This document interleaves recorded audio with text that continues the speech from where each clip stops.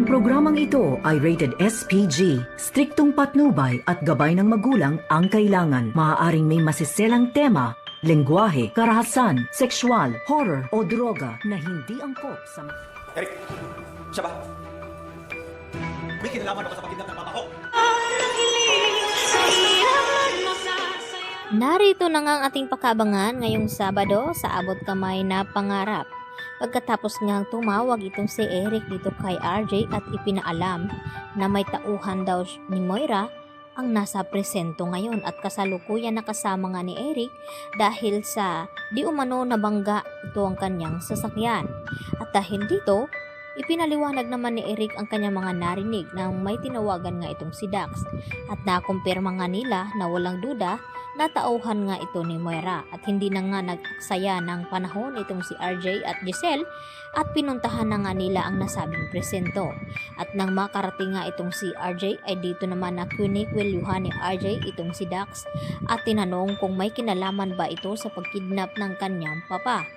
At hindi naman agad makapagsalita itong si Dax dahil sa nabigla nga rin ito sa minsan na pagdating dito ni RJ at ni Giselle. At dahil sa na-kumpirma na nga, agad naman nagpatawag ng lawyer itong si Dax. At dito nga na nililitis ito at tinatanong kung sino-sino pa daw ang mga kasabwat. At maya-maya nga dito inamin ni Dax sa kanila na may kinalaman nga at isa siya sa mga kumidnap dito kay Don Pepe. At dito naman na nagtanong itong si Giselle kay Dax na kung sino pa ang kabilang sa kanila na kumidnap dito nga kay Don Pepe. At dahil dito, napilitan naman na isiwalat dito ni Dax na ang kasama nila sa kanilang mga plano ay itong si Zoe at itong si Moira. Sila nga ang mastermind at sila din ang dahilan na kung bakit nadisgrasya sa bangin itong si Don Pepe. Dahil nagtangka ngang itakas dito ni Zoe ang kanyang lolo Pepe. At yun nga ay hindi alam ni Dax na itong si Zoe ang tumulak dito kay Don Pepe. At dumating na nga ang ikinakatakot dito ni Nerissa dahil hindi daw sigurado itong si Moira na kung hindi ba talaga magsasalita itong si Dax dito sa mga pulis at aamin dito kina RJ at Giselle. Dahil sa kanya ay napawalang bisa naman itong kanyang binigay na salaysay na pakana daw ng lahat ay walang iba kundi itong si Moira. Nang dumating nga itong lawyer ni Nerissa ay agad naman na dumipensa na walang katotohanan ang binibitawan nitong mga statement dahil hindi daw nagawang pirmahan ito ni Nerissa. At kahit pilitin man dito ni RJ na magsabi ng totoo itong si Nerissa at huwag kumampi dito kay Moira dahil masama nga ito, ay tikom pa rin ang bibig ni Nerissa dahil pinoprotektahan niya ang pagiging magkaibigan nga nilang dalawa.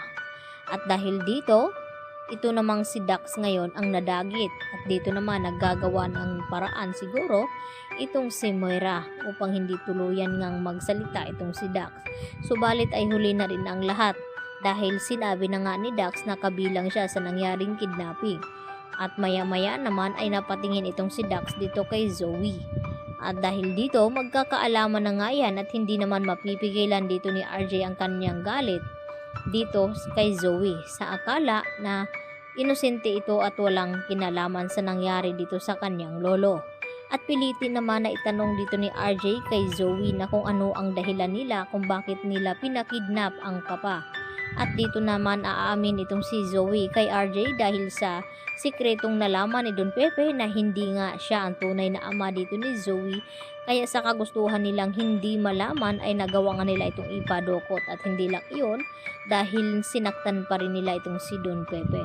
At dito naman na darating itong si Carlos dahil sa nalaman niya na tila tagilid itong kanyang anak at gagawin nga lahat ni Carlos upang protektahan itong si Zoe at ito na nga ang kanyang nadatnan na sinasaktan nga dito ni RJ itong si Zoe at didepensahan naman ito ni Carlos at kasama na rin itong si Lynette kaya magkakagulatan na nga dahil sila mismo ang aamin na itong si Carlos ang tunay na ama dito ni Zoe at ikakagulat naman ito ni Lynette dahil sa bibig mismo ni Carlos ay lalabas ang buong katotohanan na siya nga ang tunay na ama dito ni Zoe. Kaya yan naman ang ating pagkatutukan maya-maya mga kapuso, dito lamang yan sa Abot Kamay na Pangarap. Yan lang po at maraming salamat.